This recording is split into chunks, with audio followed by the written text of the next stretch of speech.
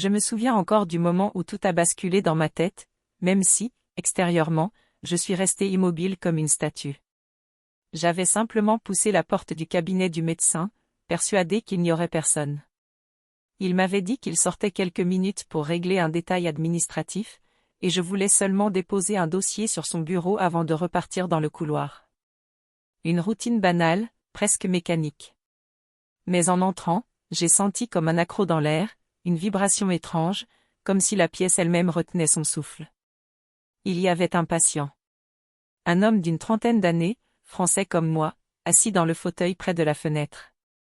Et ce que j'ai vu, j'ai compris tout de suite. Ses gestes avaient cette ambiguïté qu'on reconnaît sans vouloir vraiment la reconnaître. Je me suis figée, un dossier dans les mains, la porte encore entr'ouverte derrière moi. Pendant une seconde, je me suis demandé si j'avais mal interprété, si la fatigue de mon service de matin n'était pas en train de me jouer un tour. Mais non. Son regard, brusquement surpris, m'a tout confirmé. J'ai senti une bouffée de chaleur me monter au visage.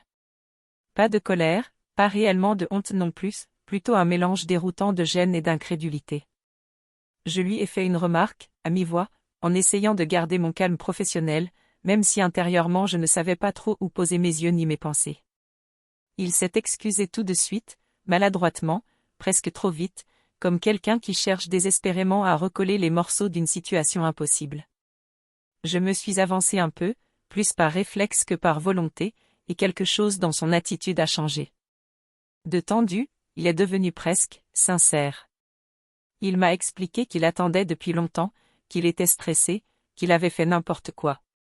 Je ne sais pas si c'était la vérité ou une façon d'adoucir ce qu'il avait fait, mais il y avait dans son regard une sorte de fragilité désarmée qui m'a désorientée. Et à ma grande surprise, au lieu que la scène se dissolve dans un malaise sans fin, une conversation s'est installée. Une vraie. Douce, un peu hésitante, mais réelle. Je ne saurais dire à quel moment exact je me suis sentie à l'aise, mais ça s'est produit. Peut-être parce qu'il parlait avec simplicité, ou parce que j'avais besoin de sortir un instant de la routine étouffante de l'hôpital. Il a même réussi à me faire sourire, ce qui, dans ces circonstances, relevait presque du miracle. Et puis, alors que je m'apprêtais à quitter la pièce, il m'a demandé si j'accepterais de prendre un café avec lui. Pas tout de suite, pas maintenant, juste, un de ces jours. Il avait l'air d'un homme qui se lance sans trop d'espoir mais avec une pointe d'audace. Je ne sais pas pourquoi j'ai dit oui. Peut-être que j'avais besoin d'un souffle nouveau, peut-être que la vie décide parfois à notre place. Toujours est-il que ce moment si improbable a ouvert une porte que je ne pensais pas franchir. En quittant le cabinet, j'ai senti quelque chose changer en moi, comme une petite note curieuse, vibrante, qui restait accrochée à mes pas dans le couloir. Une note qui allait me suivre bien plus loin que je ne l'imaginais. Je ne pensais pas vraiment qu'il me recontacterait. Souvent, dans ce genre de moments un peu suspendus, les promesses glissent comme de la buée sur une vitre. On croit qu'on va s'en souvenir, qu'on va oser, puis la vie reprend, et tout s'efface. Mais 2 jours plus tard, alors que je sortais de mon service tardif, j'ai vu son nom apparaître sur l'écran de mon téléphone. Juste un message simple, presque timide, me demandant si j'étais toujours d'accord pour ce café. J'ai hésité. 1 seconde. Peut-être 2. Puis j'ai senti une impulsion, discrète mais tenace, me pousser à répondre oui. On s'est donné rendez-vous dans un petit café à l'angle d'une rue calme, pas très loin de l'hôpital. Une terrasse modeste, quelques tables en métal, l'odeur du café chaud qui s'échappe en volutes lentes. J'y suis arrivée légèrement en avance, ce qui ne me ressemble pas. Je crois que j'avais besoin de me préparer, de laisser retomber ce mélange de trac et de curiosité qui me traversait. Quand il est apparu, j'ai tout de suite remarqué qu'il avait l'air plus assuré que l'autre jour, même s'il y avait dans son regard une lueur nerveuse qui trahissait quelque chose de plus fragile. La conversation s'est installée naturellement, comme si nous reprenions un fil laissé en suspens. Il m'a parlé de son travail, de sa petite maladie qui l'avait amené à l'hôpital, de ses journées un peu trop solitaires. Je l'écoutais, et plus il parlait, plus je réalisais à quel point la première impression que j'avais eue de lui ne représentait qu'une minuscule facette de sa vie. J'avais devant moi un homme sensible, un peu maladroit, parfois drôle malgré lui, qui semblait surpris que je sois réellement là, assise en face de lui. Je me suis surprise à me détendre, à rire doucement, à me laisser emporter par cette simplicité. Les heures passaient, et le monde autour de nous semblait se faire plus discret, presque flou.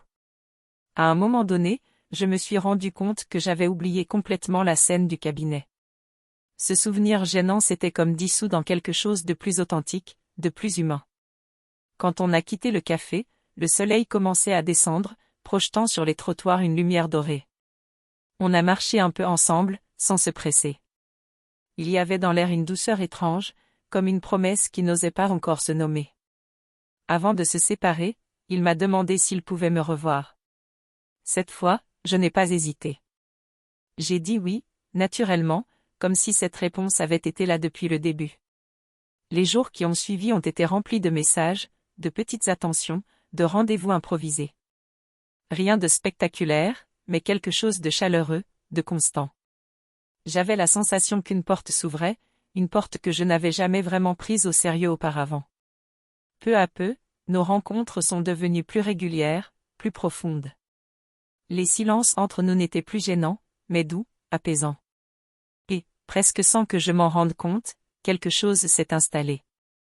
Une intimité discrète, un lien naissant qui venait bouleverser mes habitudes, mon équilibre, mes certitudes. Je savais que cette histoire, commencée de la manière la plus improbable qui soit, était en train de devenir autre chose. Quelque chose qui pourrait changer mon quotidien, peut-être même ma vie. Je crois que c'est un soir précis que tout s'est vraiment clarifié pour moi. Un soir qui n'avait rien de spécial, en apparence. Je sortais encore une fois tard de l'hôpital, fatiguée, avec cette sensation collante de journée trop longue et trop bruyante. Il m'attendait dehors, adossé au mur, les mains dans les poches, comme s'il essayait de se faire tout petit dans l'ombre des lampadaires. Quand je l'ai vu, quelque chose en moi s'est détendu, comme si mon corps reconnaissait un refuge avant même que ma pensée ne le formule. On a marché un peu, en silence. Il ne cherchait pas à remplir l'air de mots inutiles, et c'était exactement ce dont j'avais besoin. Je sentais son regard glisser parfois vers moi, léger, presque invisible, mais suffisamment réel pour que mon cœur fasse de petites vagues. C'était étrange de constater à quel point tout avait changé en si peu de temps. L'homme que j'avais surpris dans une situation, disons déroutante, était devenu quelqu'un auprès de qui je me sentais étonnamment en sécurité. On s'est installé sur un banc, un de ces bancs de ville un peu froids mais qui prennent soudain un air différent quand on s'y pose avec la bonne personne. La nuit était tombée, les fenêtres des immeubles s'allumaient une à une, et le bruit de la ville se faisait doux, presque lointain. Je ne sais pas pourquoi, mais je me suis surprise à lui raconter des choses que je garde d'habitude pour moi. Des fragments de ma vie, de mes peurs, de mes envies. Il m'écoutait avec une attention pleine, sans jugement. Juste là, présent, comme si mes mots avaient pour lui une vraie importance. Puis il m'a parlé, à son tour, avec cette sincérité tranquille qu'il avait parfois. Il m'a dit qu'il n'avait pas cherché à me plaire, qu'il n'avait rien calculé, que tout ce qui s'était passé depuis ce jour au cabinet avait été pour lui aussi improbable que pour moi. Et pourtant, il avait l'impression que quelque chose de juste s'était glissé entre nous, quelque chose qu'on ne contrôle pas mais qu'on reconnaît immédiatement quand cela arrive. Je l'ai regardé, simplement. Et dans son visage, dans sa manière de me sourire sans insister, sans me presser, j'ai senti qu'une page se tournait. Pas une page arrachée, pas une fuite, juste une transition douce vers quelque chose de nouveau. Quelque chose qui, malgré son origine chaotique, avait trouvé une forme d'équilibre. Il a pris ma main. Un geste simple. Pas théâtral, pas précipité. Juste la chaleur de ses doigts autour des miens. Et c'est là que j'ai compris. Que j'avais envie de laisser cette histoire continuer. Que j'avais envie de voir jusqu'où elle irait, même si rien n'était garanti, même si tout avait commencé dans l'un des moments les plus gênants de ma carrière. Nous sommes restés là longtemps, sans bouger, juste à regarder la ville respirer autour de nous. Et je me suis dit que la vie avait parfois un humour étrange, certes, mais qu'elle savait aussi offrir des rencontres inattendues, capables de redonner sens aux jours trop monotones. Ce soir-là, je suis rentré chez moi avec la certitude tranquille que quelque chose venait de naître. Pas dans un éclat, pas dans un fracas. Mais doucement. Et que, pour la première fois depuis longtemps, cette douceur me faisait du bien.